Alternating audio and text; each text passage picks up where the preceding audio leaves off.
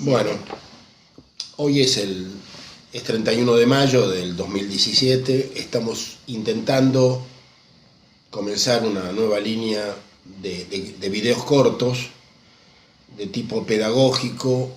Confiamos en hacerlo a través del blog no oficial de compañeros que están en Brasil y desde allí difundirlo fundamentalmente en Trinchera para la Liberación Nacional en Facebook, que es un lugar en el que nos proponemos reconstruir los caminos identitarios y de la memoria de la vieja Revolución Nacional, de la cual el peronismo fue su expresión más alta. Este video va a intentar expresar algunas reflexiones sobre la Revolución de Mayo. Sé que han pasado unos días que me han permitido reflexionar. Yo en la página lancé algunas ideas, algunas opiniones, mejor dicho, y hubo quienes dijeron que eran originales, que se impactaron, que los obligaron a cavilar sobre un hecho en el que no habían comprometido mayor atención. Esto me hizo pensar, también me hizo pensar el silencio en torno a la Revolución de Mayo. Más allá de alguna consigna de que el pueblo quiere saber de qué se trata, consigna que permanece, me parece que hemos desconsiderado la historia de la que provenimos. Y esto es grave, porque justamente no sabemos qué hacer de nosotros ni a dónde ir porque no sabemos de dónde venimos. Entonces, yo no voy a hablar de las anécdotas y de los hombres, de sus compromisos personales, de las presuntas ideologías de cada uno. Voy a tratar de reflexionar sobre aquellos años para ubicarnos en el momento en que supuestamente nace la Argentina.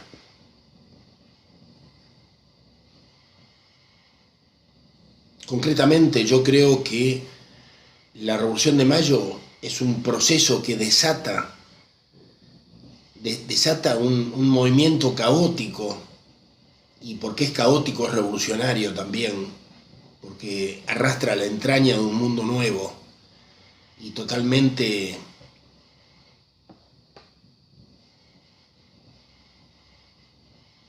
inimaginable para la sociedad en la que se vivía. Es de una audacia increíble las fuerzas que se ponen en marcha a partir de la Revolución de Mayo. Pero para entender qué pasó, me parece que hay que tener muy en cuenta las dos guerras con Inglaterra.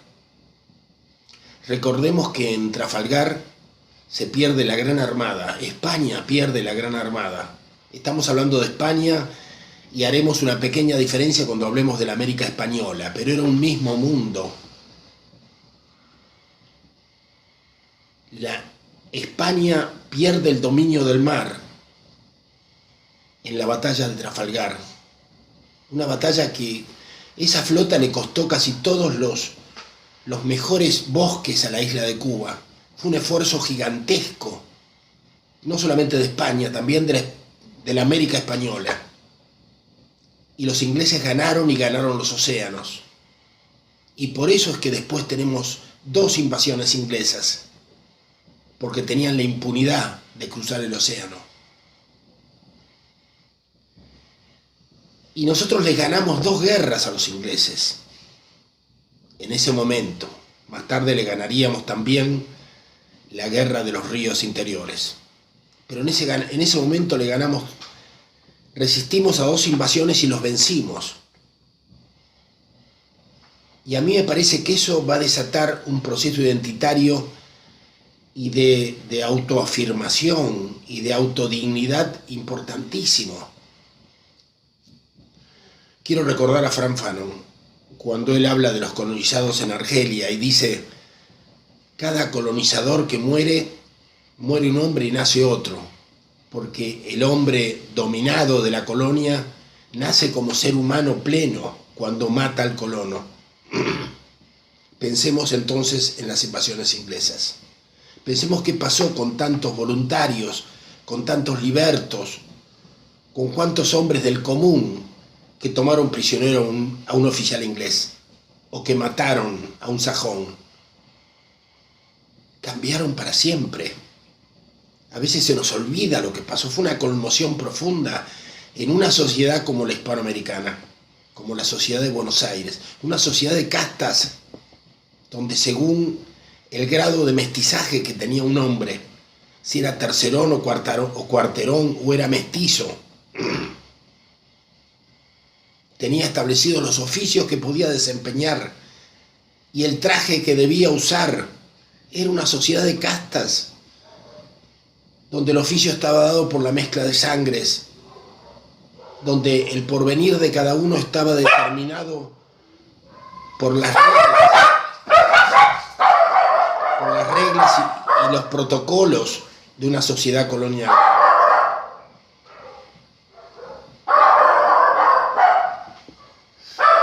Y todo eso se rompe en la guerra. La guerra rompe todos estos criterios. Cuanto más en una sociedad como la de Buenos Aires. La guerra identifica a los seres humanos, los hermana, crea nuevas camaraderías. La guerra deja veteranos decididos a hacer cosas que jamás habían imaginado a poder hacer. Estamos hablando de 1806 y 1807. La sociedad porteña se conmueve, se forman milicias, la gente se acostumbra a usar armas, a tenerlas en su casa. Se acostumbran a poder vencer a los ejércitos más fuertes del mundo. Diablos, no es poco. Pensemos que el fervor contra el protestantismo inglés fue tan fuerte que cortaron en tiras los mantos de la Inmaculada y se hicieron escarapelas blancas y celestes con las cuales se identificaban frente al invasor. Y no solamente salvaban su propia humanidad, sino que ganaban el cielo en la batalla. Y fue duro y ganaron. Y sobre eso viene la hecatombe en España. España es dominada y el rey queda prisionero de las tropas napoleónicas. Y se forma la Junta de Sevilla. Y desde aquí, los pueblos de América siguen expectantes todas estas situaciones terribles de la metrópoli. Y ocurre que la ocupación inglesa, la ocupación francesa de la península se extiende y Sevilla es ocupada y se forma un consejo de regencia en Cádiz en una situación ya desesperada. Y las colonias tienen que aceptar el desafío de que dependían de un rey que ya no existe. Y dependen de virreyes que gobernaban a nombre del rey. Y el rey no existe. Entonces, lógicamente, tienen que ser reemplazados los virreyes. Y se forman juntas de gobierno que inauguran procesos democráticos en un lugar donde no los había habido. Y la gente aprende rápidamente. Aprende a preguntar qué está pasando. Porque todos quieren opinar. Y todos quieren participar de alguna manera. Y se desata un proceso que continúa el de la guerra contra los ingleses. Porque va a ser un proceso caótico. Me recuerda mucho lo que decía Rodolfo Kusch del magma.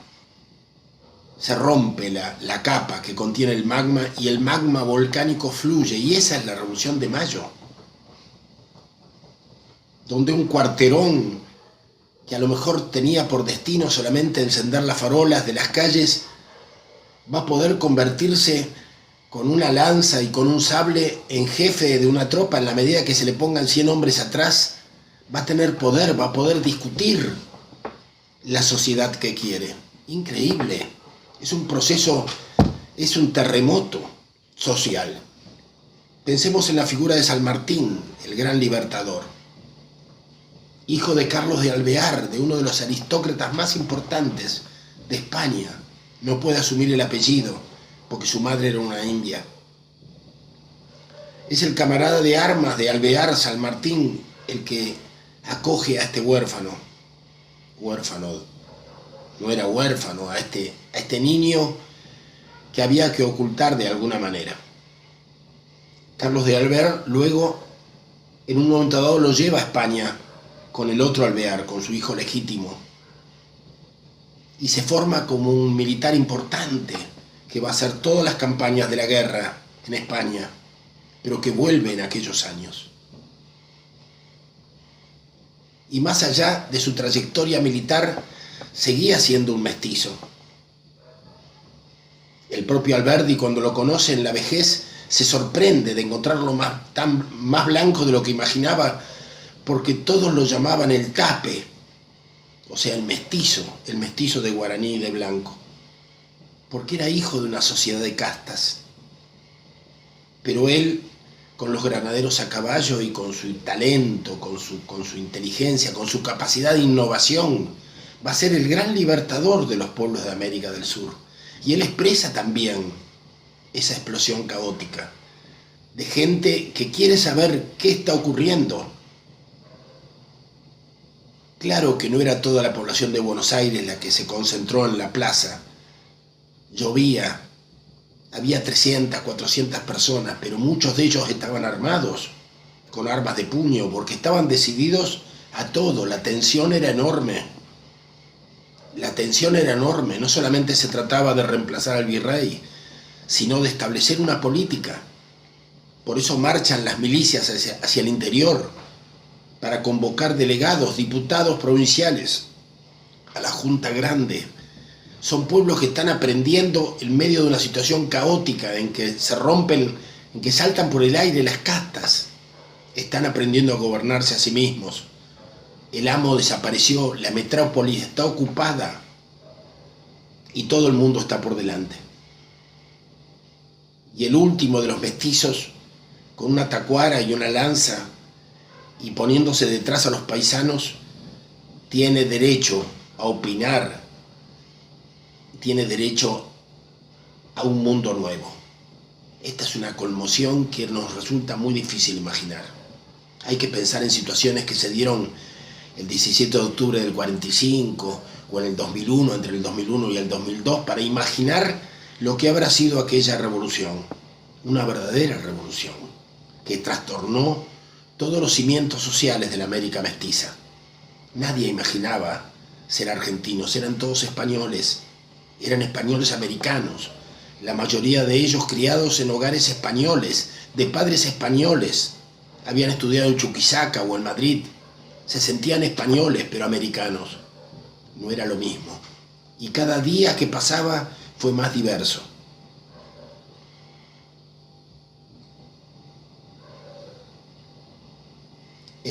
El blanco y el celeste, que pudo haber sido la escarapela de aquel 25 de mayo, no lo sabemos. Algunos dicen que pudo haber sido el blanco y el rojo de la Junta de Semilla o de Cádiz, pero en realidad había mucha desconfianza al Consejo de Regencia de Cádiz. Se asumía la Junta de Sevilla, que también había desaparecido. Pero el blanco y el celeste eran los colores de la Inmaculada con la que la milicia se había identificado contra los ingleses. Y el blanco y el celeste también era el color de los Austria. Yo creo que los argentinos hemos olvidado la diferencia entre los Austria y los Borbones. Nosotros con sorpresa encontramos en España que los revolucionarios, los libertarios, los que pensaban en muchas cosas como nosotros, los que quieren todavía en España cambiar el mundo, son absolutamente antiborbónicos. Y para ellos los Borbones son los liberales, los masones, los traidores, los que traicionaron a España. Y los Austrias siguen siendo el gran proyecto nacional, el proyecto imperial. Pero es el gran sueño, el sueño más grande que tuvo España. Y aquí de eso no se habla, como de tantas cosas. Y es penoso que no se hable y que no seamos capaces de diferenciar a los Austrias de los Borbones. Y que no seamos capaces de imaginar que la independencia y sobre todo la Revolución de Mayo y el proceso que nace en esos momentos es consecuencia del triunfo sobre Inglaterra. Porque ahí cambió el hombre americano. Ahí el último gaucho que acuchilló a un inglés cambió totalmente y se dio cuenta que podía él ser la cabeza de un proceso. Y esto es decisivo. Y esto es decisivo.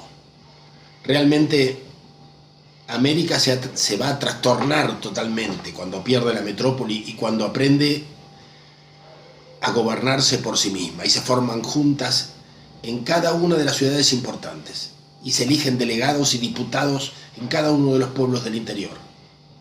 Y todas las viejas tradiciones campesinas y de los comuneros, las revoluciones indígenas, todo sale a luz, todo.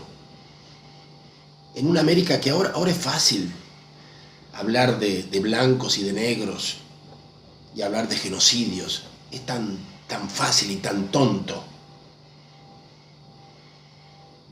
En el imperio se habían respetado muchas de las aristocracias indígenas y muchos de los líderes indígenas eran equiparables a los príncipes españoles y se habían formado en colegios especiales y se pusieron a la cabeza de sus pueblos. Y todo aquello va a estallar al unísono en esos años, en esos principios del siglo XIX, en una gran mezcolanza. Ahora nos preguntamos por qué San Martín y por qué Belgrano y tantos otros republicanos imaginaron una monarquía para América. Es que no queremos comprender. Es muy difícil comprender aquel proceso revolucionario fantástico, aquel estallido social.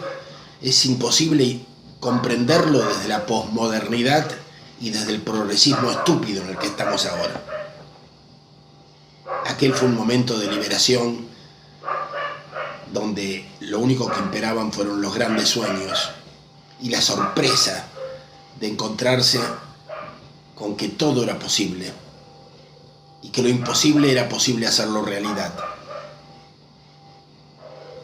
Desde ponerse a la cabeza de ejércitos que se formaban improvisadamente, simplemente con la convocatoria de subirse al caballo y empuñar la lanza, a ser pareja con las hijas de la aristocracia. Lo hemos visto en cantidad de próceres, pero es que todo estaba cambiando, todo estaba cambiando. Y lo que pasó con los ingleses primero, a poco andar va a ocurrir con los oficiales españoles, con esos liberales, con esos masones que nos mandaba el reino luego, y sobre el cual se va a desatar el odio que venía arrastrándose desde siglos atrás, porque era una sociedad muy reprimida.